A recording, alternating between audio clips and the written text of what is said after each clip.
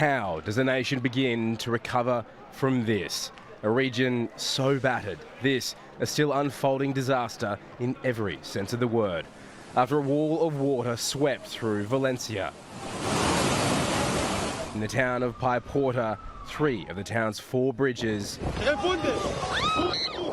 were swept away. Suddenly, in 10 minutes, all the town was absolutely full of water. A deluge that nearly killed Australian English teacher Carolyn Doyle. She had 3 minutes to decide what to do with her students. I took the hands of the kids and I was like, take my hand, and I was like, we're going to be fine. We're going to figure this out. After experiencing the Brisbane floods, her survival instincts kicked in. This was her view protecting her pupils. At least 43 people died in this one town. Here, a man smashes into an apartment building in an attempt to get a child to safety.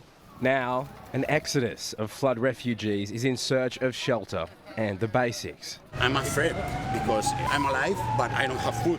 I don't have water. For 2 days, bulldozers have been busy scooping people to safety instead of shoveling debris. Now they can finally turn their attention to cleaning up these streets.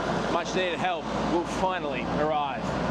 There is heartache everywhere and so much to do to return this usually sunny slice of Spain to any sense of normality. In Valencia, Ben Downey, 7 News.